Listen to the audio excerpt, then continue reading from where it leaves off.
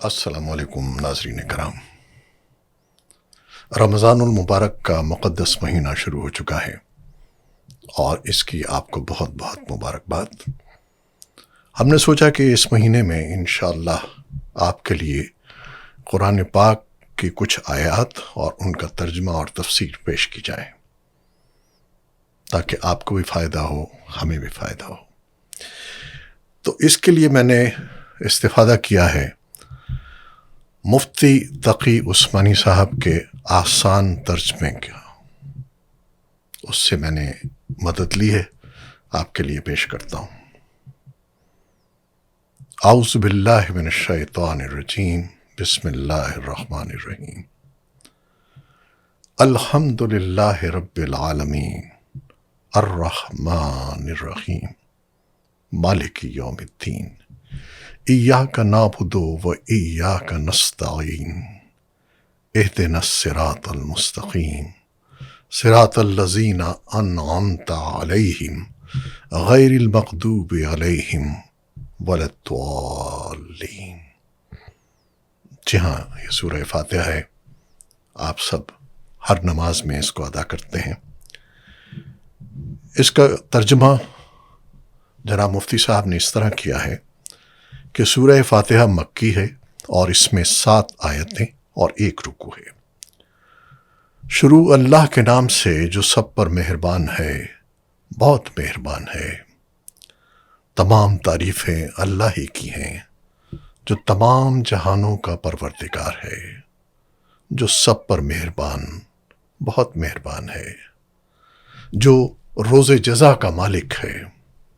اے اللہ، ہم تیری ہی عبادت کرتے ہیں اور تجھی سے مدد مانگتے ہیں، ہمیں سیدھے راستے کی ہدایت عطا فرما، ان لوگوں کے راستے کی جن پر تو نے انعام کیا، نہ کہ ان لوگوں کے راستے کی جن پر غضب نازل ہوا، اور نہ ان کے راستے کی جو بھٹکے ہوئے ہیں۔ اس کی تفصیل کے لیے آپ نے 4 نکات پیش کیے ہیں۔ نمبر 1، عربی کے قاعدے سے رحمان کے معنی ہیں وہ ذات جس کی رحمت بہت وسیع، ایکسٹینسو ہو، یعنی اس رحمت کا فائدہ سب کو پہنچتا ہو۔ اور رحیم کے معنی ہیں وہ ذات جس کی رحمت بہت زیادہ انٹینسو ہو، یعنی جس پر ہو، مکمل طور پر ہو۔ اللہ تعالیٰ کی رحمت دنیا میں سب کو پہنچتی ہے، جس سے مومن، کافر سب فیضیاب ہو کر رزق پاتے ہیں اور دنیا کی نعمتوں سے فائدہ اٹھاتے ہیں۔ اور آخرت میں اگرچہ کافروں پر رحمت نہیں ہوگی، لیکن جس کسی پر یعنی مومنوں پر ہوگی، مکمل ہوگی کہ نعمتوں کے ساتھ کسی تکلیف کا کوئی شائبہ نہیں ہوگا۔ رحمان اور رحیم کے معنی میں جو یہ فرق ہے، اس کو ظاہر کرنے کے لیے رحمان کا ترجمہ سب پر مہربان اور رحیم کا ترجمہ بہت مہربان کیا گیا ہے۔ اس میں جو دوسرا نقطہ آپ نے بیان فرمایا ہے وہ اس طرح ہے کہ اگر آپ کسی عمارت کی تعریف کریں تو در حقیقت وہ اس کے بنانے والے کی تعریف ہوتی ہے، لہٰذا اس کائنات میں جس کسی چیز کی تعریف کی جائے وہ بالآخر اللہ تعالیٰ ہی کی تعریف ہے، کیونکہ وہ چیز اسی کی بنائی ہوئی ہے۔ تمام جہانوں کا پروردگار کہہ کر اسی طرف اشارہ کیا گیا ہے۔ انسانوں کا جہان ہو یا جانوروں کا، جمادات کا جہان ہو یا نباتات کا، آسمانوں کا جہان ہو یا ستاروں، سیاروں اور فرشتوں کا، سب کی تخلیق اور پرورش اللہ تعالیٰ ہی کا کام ہے۔ اور ان جہانوں میں جو کوئی چیز قابل تعریف ہے وہ اللہ کی تخلیق اور شان ربوبیت کی وجہ سے ہے۔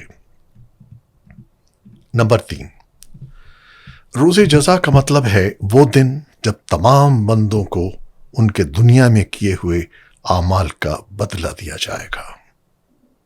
یوں تو روز جزا سے پہلے بھی کائنات کی ہر چیز کا اصل مالک اللہ تعالیٰ ہے، لیکن یہاں خاص طور پر روز جزا کے مالک ہونے کا ذکر اس لیے کیا گیا ہے کہ دنیا میں اللہ تعالیٰ نے ہی انسانوں کو بہت سی چیزوں کا مالک بنایا ہوا ہے۔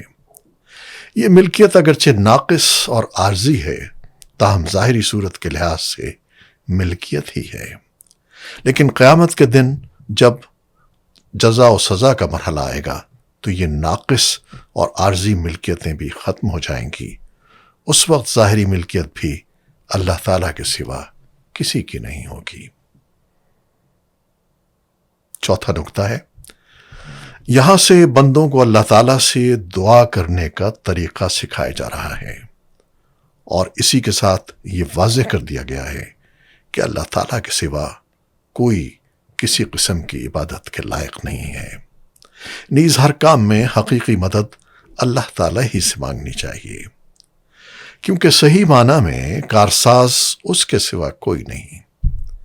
دنیا کے بہت سے کاموں میں بعض اوقات کسی انسان سے جو مدد مانگی جاتی ہے وہ اسے کارساز سمجھ کر نہیں بلکہ ایک ظاہری سبب سمجھ کر مانگی جاتی ہے۔